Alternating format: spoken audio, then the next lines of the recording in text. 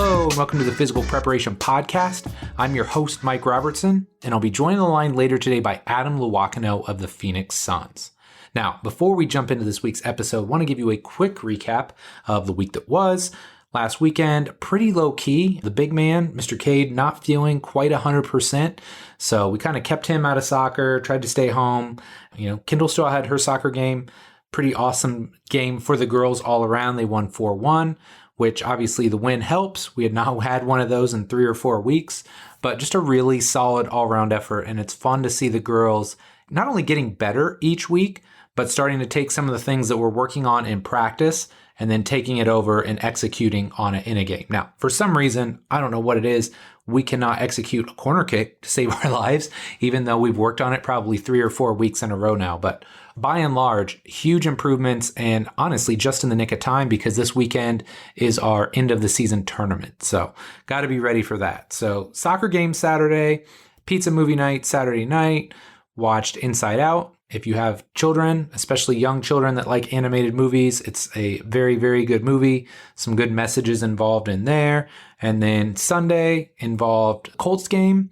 I got up early, smoked a pork shoulder. It was fire. So I'm going to be eating on that all week. So all in all, a really, really good weekend. And then, as I was kind of going through my weekly prep last night, and then as I was writing all this out today, I realized, wow, I don't use the term busy all that often because I don't like the term. I think it's kind of a lazy term. Quite honestly, I think everybody could say that they're busy. But this week is, in fact, quite busy. Coaching is kind of staying steady, for lack of a better term, because I got a couple people hopefully leaving here soon because they've got paying gigs, but I've got a couple people starting back up. So that's always exciting, getting some people back in the fold. For iFastU, I have a Q&A call on Wednesday, and then I'm also dropping a new piece of content this week. If you're not on iFastU, you should definitely check it out, ifastuniversity.com. Every month you're getting 3 Q&As between Bill and I. You're getting dedicated content, Facebook mentorship and coaching. Like there's a lot going on there. So this month's piece of content for me is all about exercise modifiers and, just helping you better understand like, hey, if you're using a goblet position, what are you actually doing? How are you modifying the exercise? How is it going to change how the exercise is executed? So I'm basically going through a whole host of those between the upper and lower body so people have a better understanding as to why they prescribe different exercises. So excited to get that out. I'm also working on a presentation for the Vigor Ground Summit. Really sucks because I love going to Seattle every year. I think I've been the last at least 3 years, either for the Vigor Ground Summit or for Joel's Bioforce Cert Summit. And so I don't get to go at all this year. So that kind of stinks, but we're still doing a virtual seminar and I'm just calling this the Blueprint. A little shout out to Jay-Z. He's my second slide, I think, in the presentation, but just talking about the blueprint and giving us a better understanding as to why clients don't see success. I think a lot of times we're quick to pat ourselves on the back for the things that we do well, and rightfully so. We should be our own biggest fans. But I think there's also a time and a place to be critical about what we're doing well and maybe things we need to work on, or maybe some things that we need to reconsider because, at least for me, I've been doing this 20 some years now. I think the longer you do this and the higher your own education level goes, you tend to assume that interns or young coaches, or in this case, clients are coming up with the same knowledge base. And we kind of fail to respect the fact that no, like a lot of them are starting with very entry-level knowledge or no knowledge of exercise or why they should be doing certain things. So I think we're kind of taking it back to some grassroots, giving you some insights as to why your clients or your athletes maybe aren't seeing the results that they want, and then giving you some specific strategies so that you can go in and you can start making those workouts a little bit more bulletproof, a little bit more airtight. So excited to do that. That'll be Friday or today if you're listening to the podcast on the actual day it drops. Podcast day. Again, I'm talking kind of in the past here, but this week I've got Dave Tenney coming back on the show. Really excited to have him on. I mean, the guy spent, I think, 9 years with the Seattle Sounders, just spent the last 3 years in the NBA with the Orlando Magic, and now he's going to, I think it's Austin FC, but the new MLS expansion franchise in Austin. So really excited to catch up with him, hear what has been going on the last 3 years of his life and see what this new adventure holds for him. I've also got Michelle Boland coming back on the show. Michelle is somebody that I think very highly of, very sharp coach, very creative, been through Bills Intensive. So I'm excited to have both of them on. I think they're going to have some great stuff to share with you. And then, this weekend, soccer tournament. So we'll see how the girls put it together. We have a game Friday night, game Saturday morning, and then if all goes well, we'll play a third game, I believe, on Sunday. So basically the end of the year, I think they said we can practice next week, which I may take advantage of just because I like to coach and I like helping the boys and girls out. But they will finish up with all their games this weekend. Cade has a game Saturday, and then his last game is actually next weekend. So that's kind of an overview of what's been going on. But before we jump into the show, before we get into everything else, I just want to give a quick shout out to my boy Tyrell Terry. And I don't know if I've really gotten to talk about him much on the show, but I think now is probably as good a time as any since we've got an NBA Director of Rehab on the show this week. But Tyrell and I started working literally like a month after quarantine started. So end of April, I had exactly 2 guys in the gym. I had Glenn Robinson, because I knew he was going to play somewhere at some point. Obviously, he ended up going into the bubble. But I knew Glenn was going to play. And then I knew Tyrell at some point was going to enter the NBA draft. And if you're unfamiliar with this guy's story, I'm going to try and remember to put the tweet with the video into the show notes so you can check it out. But this kid, coming out of college, right? He only played 1 year at Stanford. I mean, he's a sniper. Like, he is a legit shooter. I think we're talking about, in a lot of circles, they talk about 50, 40, 90 shooters. So 50% from the field, 40 from 3, 90 from the line. And if he wasn't there in that freshman year at Stanford, he was darn close. Average of like 15 points a game. I mean, this guy is legit. The one downside when he came to me was that he was undersized. And let's be real, the guy was 6'2", 155. When I got him. And let's just be real, like, that's not big enough. Like, you're not going to survive in the NBA. So we have worked diligently. And when I say we, I've basically been there. I've been the support staff, as every strength coach is. And Tyrell has shown up 5 days a week for about the last 5.5 months now. And to see the change in this young man's body has been amazing. He's put on essentially 20 pounds of muscle. So he looks like an entirely different human. But what's even cooler is I think we've done a lot of things the right way.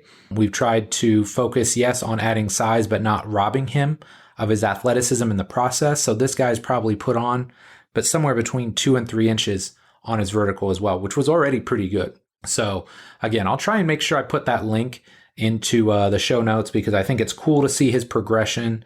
It's been awesome to work with him.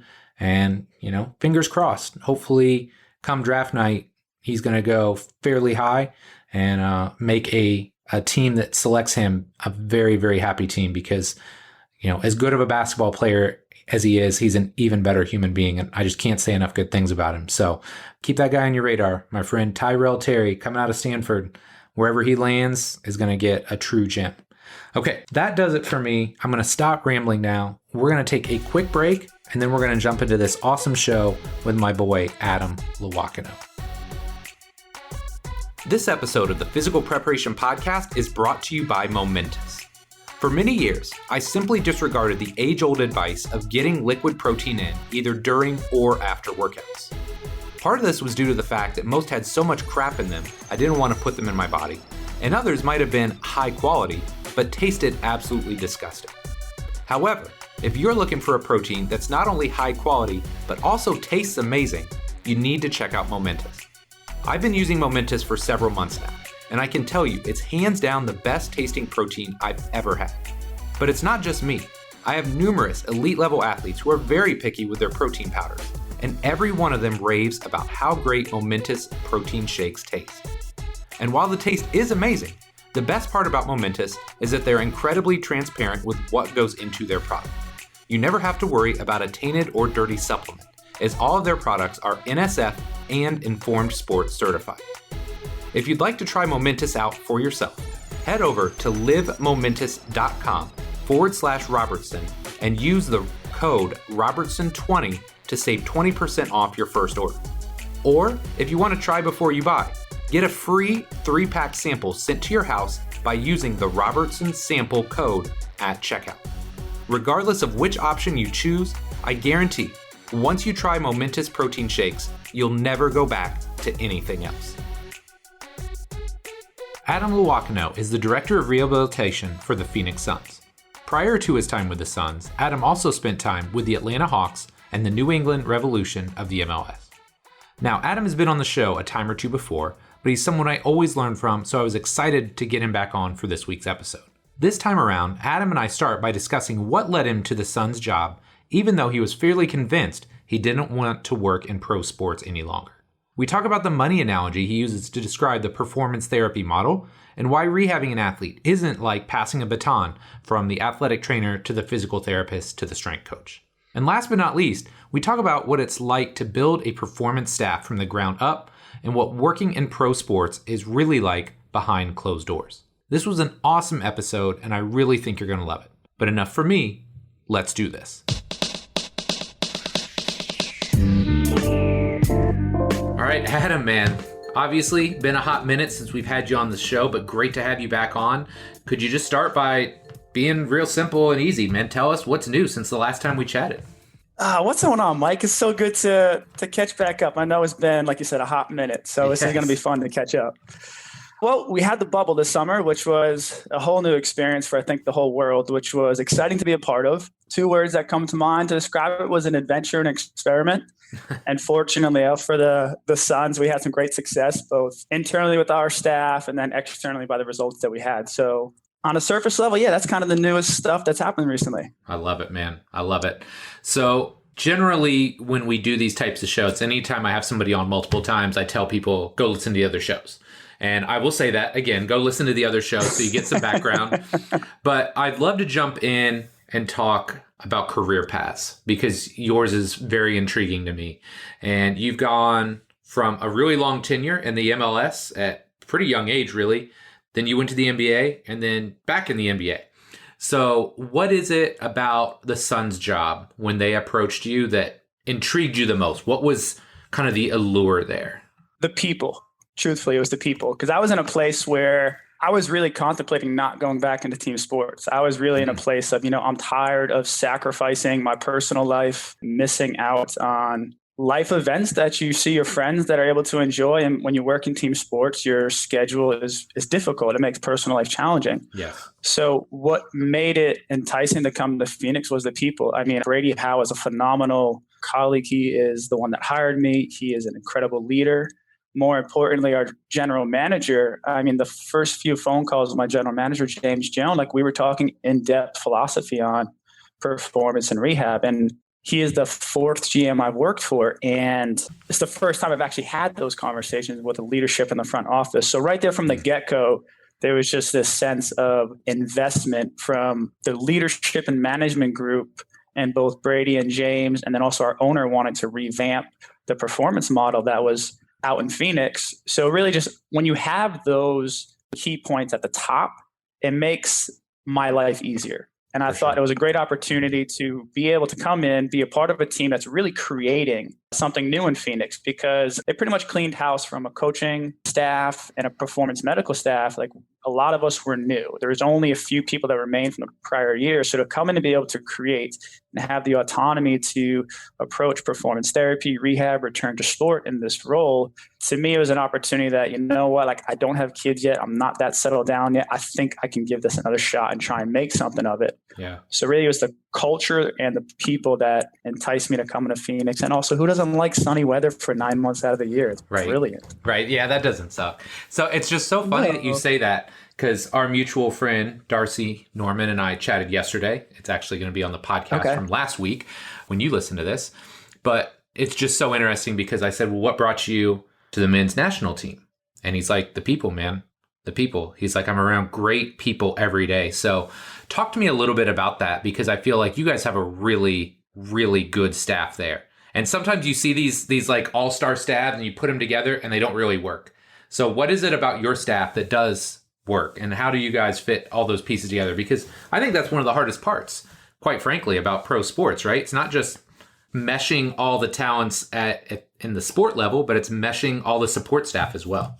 That is something that I think it was on the forefront of our mind coming into this, because a few of us that were brought into it were on staffs previously where it's exactly that scenario you just said. You have a bunch of talented practitioners that are really invested in their craft, but their interpersonal dynamic, for whatever reason, it didn't pan out as expected. Right. So from the get-go, we named it, right? Like we literally just came out and named it.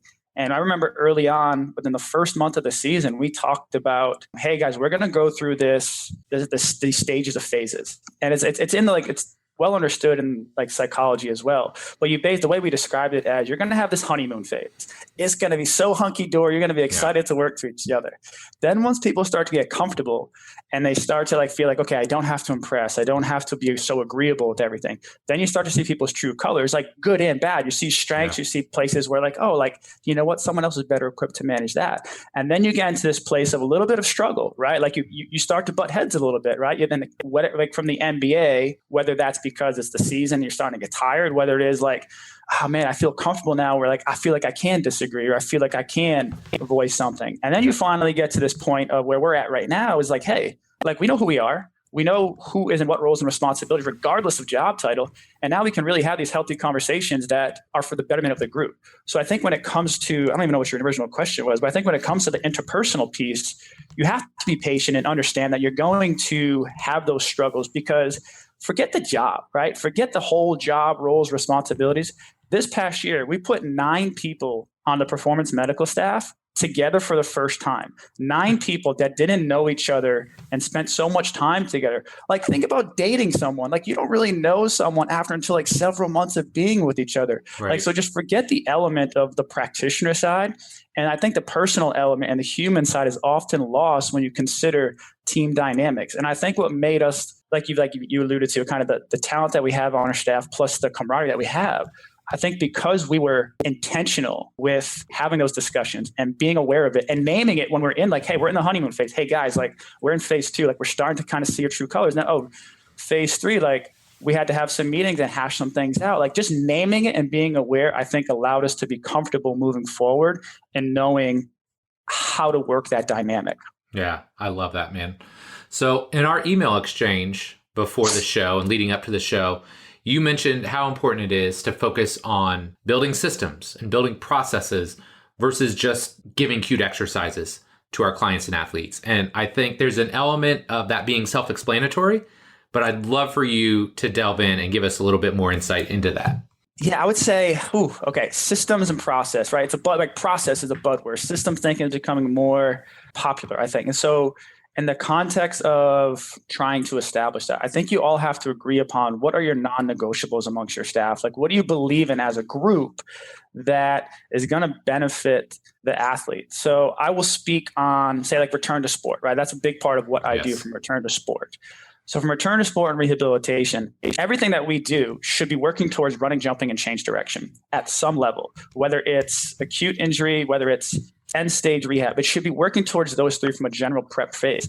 And so in my opinion, the way I look at things, the way I build the system is if you think about working towards those 3 things, at what level, or what stage of the rehab are you able to continue to work on those things, even though it may not look like it, it's still like a part task of that whole task, right? And so an example of that may be, so let's say we don't have to run, right? And in basketball, you never hit really top speed, like max speed, but you do a lot of acceleration work. So within rehab and principles and process and systems, regardless of the injury, like I know you're going to have to run. So once I'm able to load the joint, once I'm able to progress you in a manner that allows you to do higher intensity activities, it has to be consistent. So early on, it may just be like, hey, like I need you to be able to lunge, right? Lunge is a slow rhythmic pattern of acceleration. Then, hey, like I know I need to have you do some acceleration. So what's a great tool there? Let's do sled pushes or resisted running. Then after resisted running, it's just body weight running or dribbles, like the Altus group has made popular, dribbles or marching. And then after that, it's running at certain speeds. So these principles of running, jump, change direction, working towards each one of those and understanding at what phase of the return to sport, return to play, rehab process you're in with respect to biological timelines and injury healing. Like there is things that the timelines I can't adjust. I have to work within. Those are internal and external constraints. And it's being aware of those key variables, in my opinion, that then allow you to create a system that is consistent and the process is consistent as well. Yeah, I love that, man. And I think too often, and this is where like I would say, especially like PT kind of gets a bad rap, because you hear about people rehabbing and they're like doing clamshells, right? Yeah. Or something like totally non-relevant to sport. And there's so many better ways to get things done. So it's refreshing to hear you talk about that, knowing the level and the caliber of athlete you're working with. And on that point, I think you're right. And I think the PTs get a quote unquote PTs get a bad rap, right? And that is not a product of what they know. It's a product of what they don't know and how the education system and the profession of physical therapy has initially started out. Like, in order to get into sports, you have to take it upon yourself to get there, to learn true performance and training principles. You don't get that in PT school. Like, we are taught that isolated clamshell, like strength and length, right? We're taught that in school. Right. And unless you take it upon yourself, or you have a mentor, or you've been exposed, or you've been an athlete yourself, you really just don't know. And you can't fault somebody for not knowing. So there has to be that understanding that just because that's what they do, that doesn't mean that's what they're choosing to do. They're doing that because they don't know anything else. So I think relative to that side and the way the physical therapy model is established in this country, even in Australia and England, from what I've seen, it's more of a medical, orthopedic, clinical medicine side. But when it comes to sport and trying to work in that environment, that portion right there, in most cases, like unless you're like post-op, like most injuries are probably going to take anywhere from 4 to 8 weeks, most of them, right? Yeah. Like a decent injury. Those first, second, third week, yeah, some of that isolated activity is great. But then after that, it's really graded exposure to strength and conditioning principles. And so that's where like I try to incorporate the traditional physical therapy model with performance training, like calling it performance therapy, because those clamshells are beneficial if you're trying to, like, as a part task strategy for change of direction, sure. Right? Like you can, like, if you have that understanding and that vision and communicating that to your athlete saying, hey, we're going to do these clamshells because right now I can't load you in standing, and that's going to work on, let's just say like AFER. That's going to work on your ability propulsion to push yourself laterally. Right. But knowing that, hey, as soon as we get you on your feet, remember when we were doing those clamshells on the table? Yeah, I need you to feel those same exact things, but now we're going to tie your foot and your trunk into it as well and work on going laterally. So I think they all have their place. It's just understanding and having the vision along this continuum to say, hey, this is what we're going to do here because I can't load certain things. But understand, don't forget what we're doing here, because in 2 weeks' time when you're doing stuff on your feet with the strength and conditioning staff, it's the same exact principle. It doesn't change. All I changed was gravity and degrees of freedom. Like that to me is where we need to get to as an industry from return to sport. I love that. And you didn't say this exact word, but the word that I always use is context, right? If you're going to prescribe an exercise, that's fine. Be able to give the athlete or the client context as to how this helps them get back to whatever activity they want to do, right? Right. Absolutely. Context matters. It's like one of my internal key principles. Like, context matters, because any exercise can be advantageous or disadvantageous depending on the context that it's within. Yeah, I love it, man. So let's put the rubber to the road here. How can the young coach or rehab professional that's listening to this start to build out their own systems and processes so they don't fall slave to the random Instagram influencer that's just chalking out new exercises every day? Oh man, it's a button for me. It's what I'm trying. Like, it's actually what I'm trying to work out on the back end, because I get this question so often, right? From young PT students, how do I get to work in sports? How do I understand strength and conditioning? How do I develop my own model? And I think it comes back to some conversations we've had previously in the sense of getting as much exposure you can early on. Like, you got to see things. Yep. You got to see things from different populations, different sports, different environments, different mentors, because having that wide filter, right? Like, or having that wide base of a pyramid, it allows you to go higher and see things and pull things in. So I think first and foremost, you have to get exposure to what you're interested in, and different exposures, not the same one. And that's where there is value from a young PT or young S&C just working in Gen Pop, right? You're going to see a lot of stuff, right? PT working in a traditional orthopedic clinic, like, go see a wide variety of stuff. Strength and conditioning coach, go work in like something like IFASH, right? Private sector, see a bunch of stuff. And then understanding, like, once you see this like generalist approach, then understand, okay, what population really interests you? Okay, find that niche population and go spend time in that population. So then you're just getting exposure, right? Experience, this concept of experience and years of experience is all it comes down to is exposure and reps. Like, that's what it is. So get that whatever means is necessary. And then once you have had those exposures, the way I developed my own model working with Bill is just taking a step back, being curious and asking questions. They're like, all right, what am I consistently seeing across these multiple populations and multiple scenarios? Because you're going to see things that are similar and you're going to see things that are different inherently.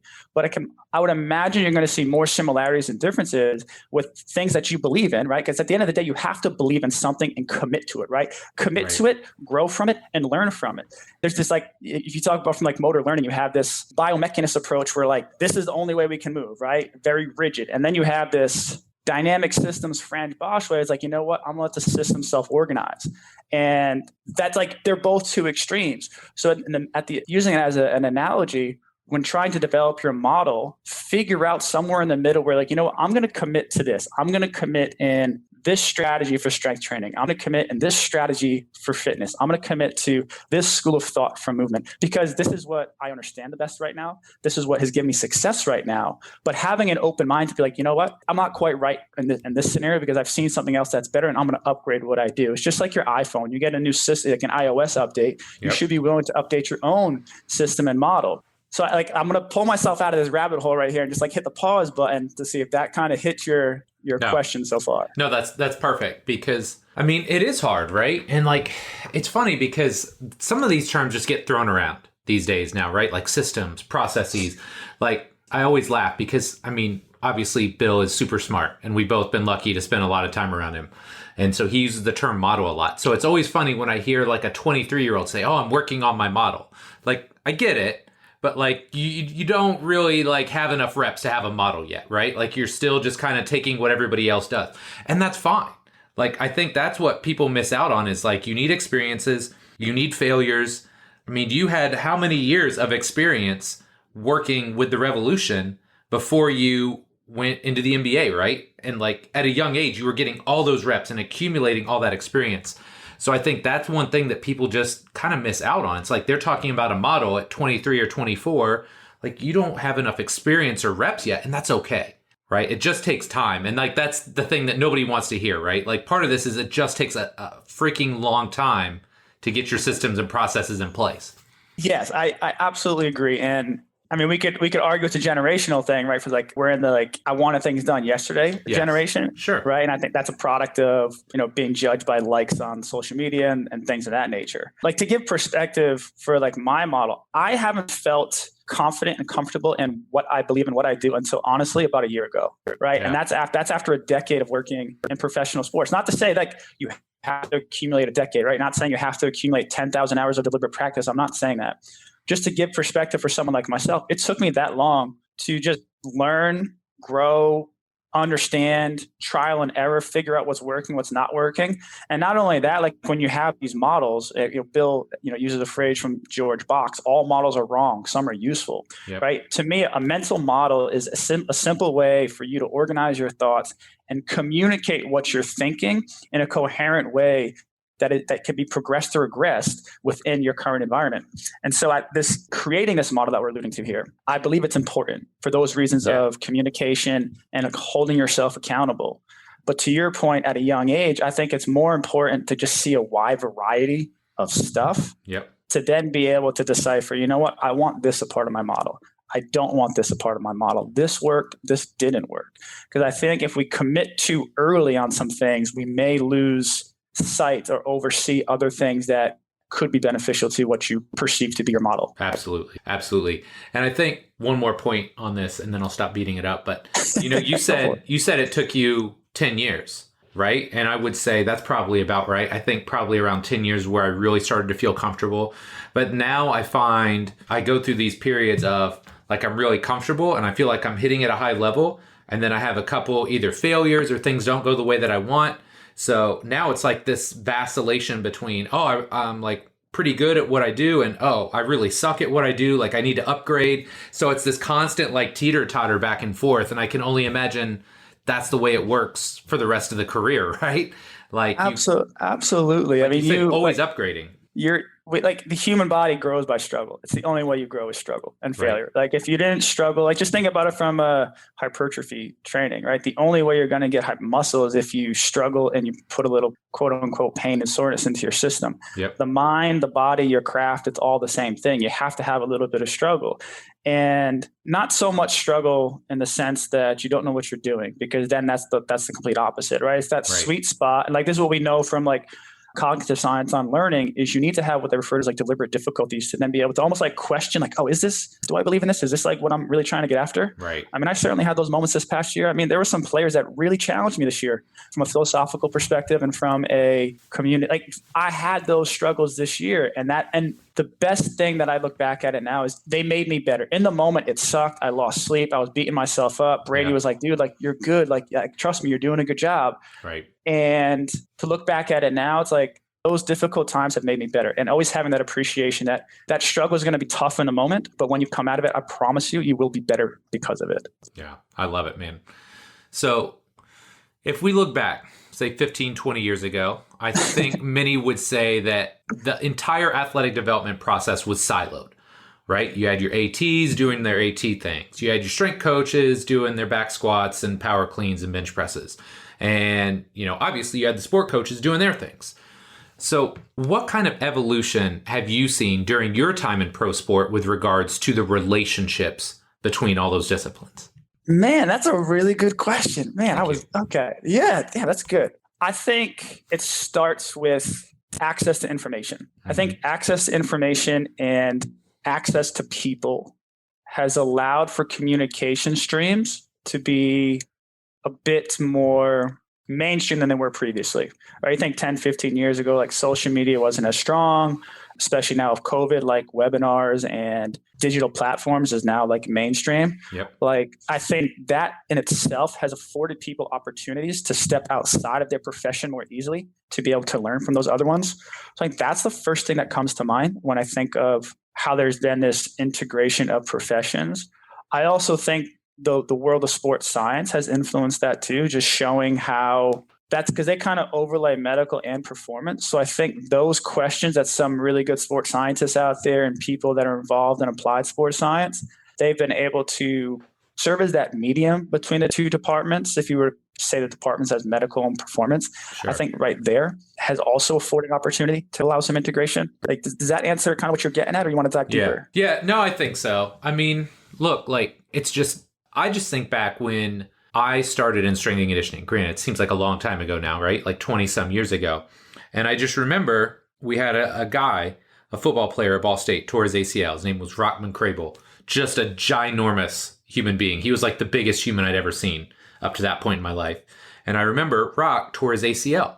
And so I remember it just felt like, hey, he went and he had his surgery. And then he was with the AT for like the first 3-4 months. And the AT just kind of hung out by himself and did his own things. And maybe he would come into the weight room and do like legitimately like leg extensions with him, right?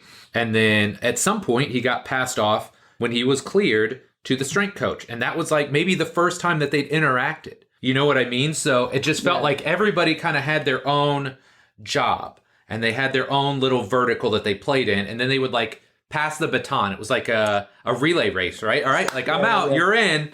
So I think it's interesting now watching how much these teams have evolved, right? And so I'm sure you're not just sitting in your rehab room, like waiting for Corey or the Hammer of Dolan to send somebody your way, right? Like you're talking and interacting with them and vice versa. And like, it's this integrated process now. Yes, I agree. One thing that came to mind as you were speaking, when it came to like, you had the athletic trainer and then you had the pass the baton. I think one thing that I think you've seen this trend too, is you're seeing more and more dual credentialed individuals working in this industry, right? I think you're seeing a lot of I think in the NBA about 4 or 5 years ago, they started the trend of PTs and S&Cs being like a dual credentialed PT S&C, right? Yeah. Someone that understands performance and understands the medical model and trying to be that medium. Right? Like the way my GM described it to me, James Jones, when I was interviewing, he said, Adam, like, I need you to fill in the gray space, right? Like the docs and the ATs, they do a great job, like treating and managing the acute stuff. Cause he was a former player and this was his perspective. Yeah. He's like, and then you got the strength and conditioning coach. Like, man, you want to get stronger. Like you're not hurt. They got me. But he's like, when I was a player and I was hurt, there was that gray space where it was like, who does what? Like, how much can I do? What can I do? Like, I know I can't run right now, but I know I don't have to be on the table. So it's like managing that gray space, I think, has been filled by those that understand both the medical and understand the performance. Now, it doesn't have to be a PT S&C. That's just me, right? That's my bias. Sure. I've seen other great AT/S&Cs do that as well. I've seen other they're just straight athletic trainers, but they understand the performance model too.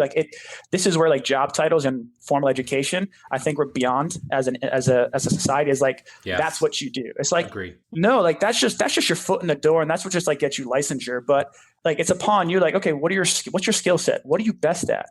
Right? Just because you're a PT, that doesn't mean you should be managing end stage rehab, right? Or just because you're an S&C, you should be managing sports science, right? Like, it is just a medium to have a conversation and understand things. But like, we found out, and this was like when we talked about a mutual friend, Dave Tenney, when I asked him, hey, like, what's some advice? He's like, just get time to learn your people. It's like, their strengths will show regardless of what their role says they should be doing. And that's kind of where I think when you talk about this integrative model, it's the openness to understand that, play to people's strengths, let them do what they do. Like, what is it? I think like Apple says, like, we hire good people and we let them do good work, right? Like trying to micromanage and just try and fit people into boxes, it doesn't work. And I can speak upon that on first experience. Like, it just doesn't work. Yeah. So I hope that answers your question a little bit more. It's perfect because you give us an idea as to how integrated the entire process is, first of all, right?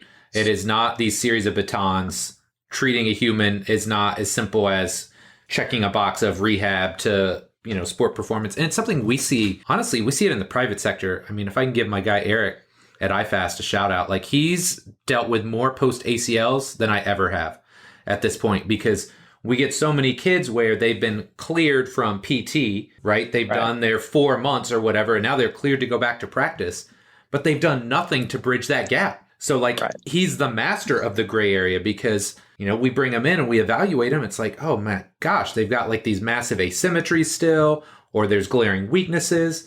So like, that's where I think the real money is made, right? Like, I always talk in program design about smoothing your transitions. It shouldn't be like, oh, this is sets of 8 to 10, and then the next month we're doing heavy singles, right? Like, you don't just have these jagged, like, you try and smooth those curves. I think that's what you guys are doing a great job of. So thank you. We're trying. Another thing that came to mind when you said like smoothing the edges and passing the baton. One thing I try to educate our staff and our players on is like this analogy of a bank, right? You have $100. At some, like, in early parts of the rehab, some people are going to get paid more on staff because that's what's more important, right? Like, your medical staff maybe getting $75 and your performance staff maybe getting $25. And then as you slide along the continuum throughout this rehab process, people are getting paid differently.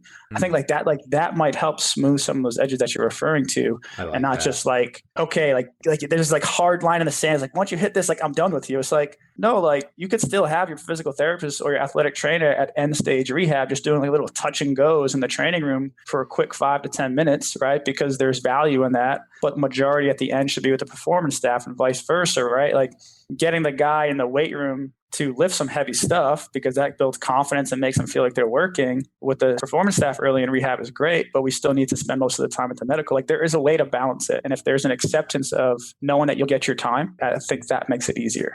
That's huge, man. I love that analogy too. So you guys obviously did something cool with the Suns, and the fact that you went out and you sought out other like-minded practitioners. So why was that important to you? How has it worked so far? And how can you continue to grow and improve in the years to come? Ooh. Putting you on the spot. Yeah, I could tell. First, like, when you say like-minded individuals, I think like when people refer to like-minded individuals, it can be a double-edged sword, right? You don't want a bunch of yes men that all agree on the same thing and have the same perspective, because then that just makes you then you have blinders on, right? You can't see different strategies. Absolutely. But you have to have people. I think we're like-minded individuals, but then also having respect for what people's expectations are of their role, right? So let me just put it in perspective. On our staff, we have 3 people that have previously been a head strength and conditioning coach for a professional sports team, right? Our head strength and conditioning coach is Corey, who is phenomenal at his job. Having like-minded individuals is, hey, we can all have a conversation about strength and conditioning, because a lot of us have worked in that role before, but it's having the respect and trust in Corey. Be like, Corey, like, you get the final say. And it's the 3 of us being okay with it, even if it wasn't like our idea wasn't utilized, it wasn't integrated. I think that's where the idea of like-minded individuals comes from, and the ability to have those conversations. And work towards something similar, but it's also having the trust and respect of those on staff to be able to make that final decision and let them run with it. Because if you don't, then that's when you have too many opinions, you have too many cooks in the kitchen and nothing gets done. So I think that's what comes to mind when I think of like-minded individuals. When it comes to being more progressive, I think what's unique about our staff is we have a little bit of cognitive dissonance. Like we have people that are just come from different backgrounds, right? People that came from college, people that came from soccer, people that came from the G League, right? Not all that much NBA experience. Like we have enough NBA experience to know what it is amongst the group, but we also have several people that don't know what it's like. So having that fresh perspective has allowed us to be a bit more progressive. But even speaking further upon the progressive side, like earlier in this conversation, we talked about like why I came to Phoenix. Well, in addition to people, one of the things that resonated with me, not just from our GM, but some of our like our marketing and media, is like this question of like, why not? Like, why not? Why can't we do that? Right? Like, why do we have to do things that way? Not in the sense of we want to be standoffish or we want to come across as, no, my way is better. It's just having the openness to ask the question, just because you've been doing this for so long, does that mean it's the most efficient or the right way? Right. And I think when you have people that are willing to ask those questions, think through them, and really, can we provide something that's more efficient, different, for the betterment of the athlete, for the betterment of the organization? That's what progressive comes to mind. That's very cool. And one of the things, it's so funny, you use the exact words that I wrote down. People at home can't see it, but respect and trust. You talked about that because I was like, damn, like, okay, I've never worked in that environment. And I just thought, man, it would be really hard. Like, if I think I know it's best to let somebody else make that call. But then I had that moment of, okay, but I let Bill do that, because I respect him enough and I trust his instincts. So there are times where I've gone against what I would do because he said it was best. Mm-hmm. So, but it comes down to, those were the words I wrote, because why would I do that for Bill? Well, it's because I respect him and I trust him. So, right. And you want to know what's crazy is like, you look at like long-term marriages. Yeah. That's what they say works, right? Like people that have been married for like 35, 40 years, they trust and respect each other. So why can't we learn from those people that have literally been the masterminds of relationships and bring them into like our industries, right? It really just comes down to that. And then other intangibles too. Like you want good people, you want people that you get along with. Like the interview process that we have is pretty in depth. I think it's a bit more progressive than most. So yeah, all that comes into play when trying to fit a team. And I think we've done a pretty good job so far. Yeah, that's awesome. So I know a lot of people who aren't around pro athletes regularly, as well as just like casual fans of the game and of pro sports, want to know the answer to this question. What is life really like behind closed doors? Ooh, this is a fun one for me because I like to shed some light on this. It's not all hunky-dory, and it's not like you're in the spotlight. I think there's a lot of misconceptions about what working in sports is. Like I had this conversation several times with a close friend, and she would, like we both talk about like when people say, like, I want to work in professional sports, our first question is like, well, why? Do you really know what you're getting yourself into? It's like, oh, like I want to work with athletes. It's like, yeah, you can work with athletes in the private sector. Like it doesn't have to be professional athletes. And like the more you dive deeper, it's like, oh, you just want to be around the publicity of it, right? Like, like you just want to be around the bells and the whistles and the noise.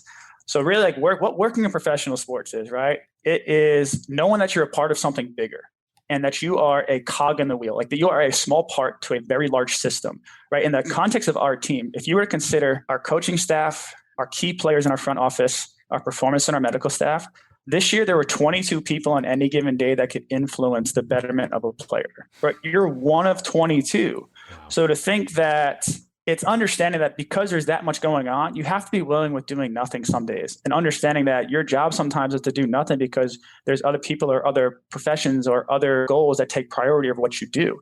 So there's some day, like that's a struggle. That was one thing we talked about with a lot of the people we interviewed when building the staff is like, hey, you're going to be at work for 10 hours today, and you're actually only going to do 1 hour of practical or clinical work. Like, how do you feel about managing the rest of the 9 hours of your day? And everyone's like, oh, like it feels great. Like, I mean, I can manage that. Like, oh, I'm a team player. I want to be a part of it. And then like you get into it and you start to see like, oh, like you're struggling. Like you're not used to really just being there to support other people on the staff that need other help or whatnot. And I think that's something that's not well understood about team sports that in my opinion, because we see these athletes so many working team sports, when you see them so often, like if you go back to that bank analogy, like you're going to get your money eventually. Like you're going to have your time to invest your money with the athlete. It may not be today. It may not even be tomorrow, but it's a matter of knowing that there's so much else going on than just what your role is for these athletes. Like put yourself in the athlete's place.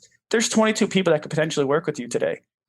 they're all asking you different things. Like that's a lot for them. And recognizing that and having the pulse on that too. I think working in sports from practical side, that's one thing that is not appreciated enough from conversations that I have with individuals. And then from a lifestyle perspective, like we talked about earlier in the conversation, I was almost about to step away from it because of the sacrifices I had to make in my personal life.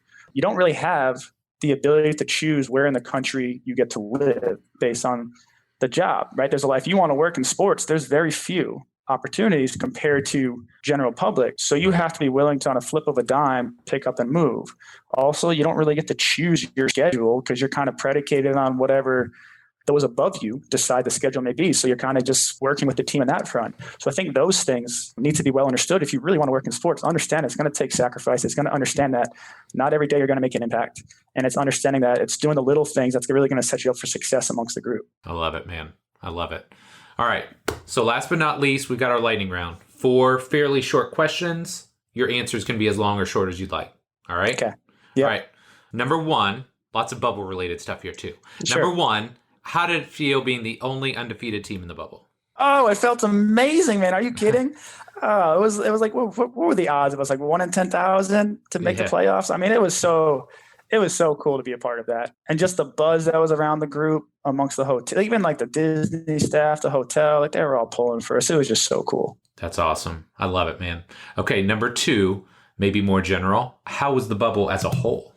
Challenging at first. Like the rest of the world, there was a lot of unknown and uncertainty going into it. But then you figured it out. You got on your groove.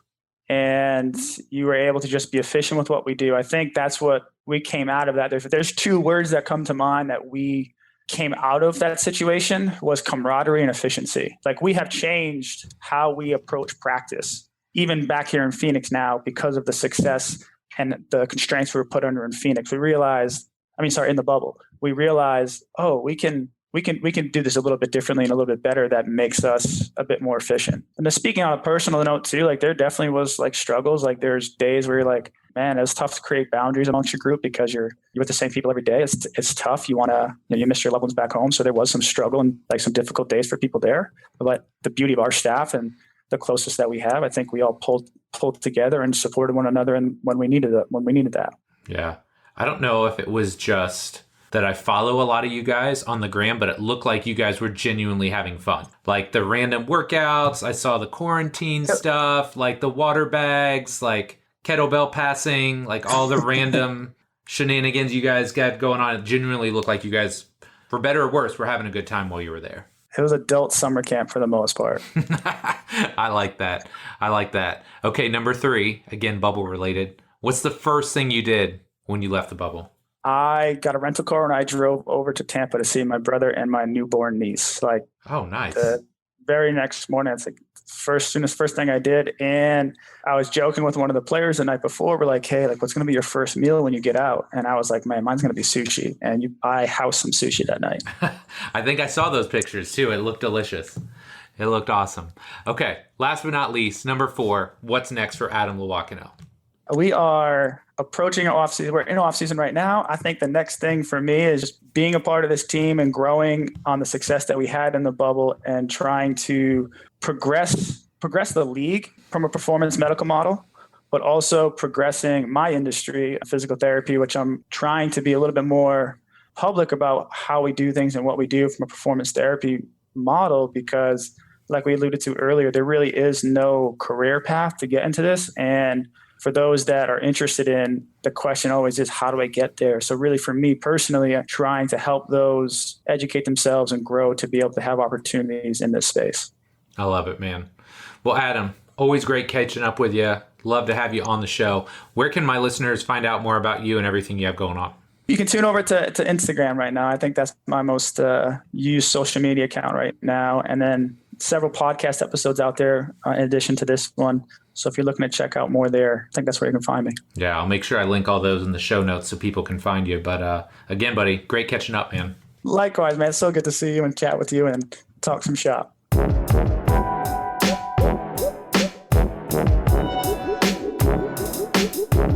All right, my friend, that does it for this week's show with Adam. Sincerely hope you enjoyed it. He's somebody I just love catching up with. I have a lot of very similar philosophical views with him. And I think our dual backgrounds between soccer and basketball has really helped us forge a strong bond over the years. So just super proud of Adam, all the great work he's doing and carrying on that legacy that the Suns training staff has had for so many years. It's very, very well deserved. So if you enjoyed this episode, I got one or two things or favors to ask of you. Number one, if you're not already, subscribe to the show. Easiest way to know each and every week when a new episode drops. Go to iTunes, Stitcher, SoundCloud, Spotify, Google Play, even the Amazon store. If it's a place where they have podcasts, you can probably find it there. If you're already a subscriber, thank you. I appreciate it. Do me one more favor. Go into the iTunes store, give us a rating or a review. Ratings and reviews are the best way to let new people know about the show. It's the best way for people to find out about the podcast because look, my friend, this is free. Every single week, I'm dropping new episodes with great coaches, great trainers, great rehab professionals because I want to make this industry a better place. So you would be a massive help to me if you could help just spread the word about the show. Ratings and reviews are a very simple, very easy way to do that. So my friend, that does it for this week's show. Thank you so much for tuning in. Love and appreciate you. And we'll be back soon with our next episode. Take care.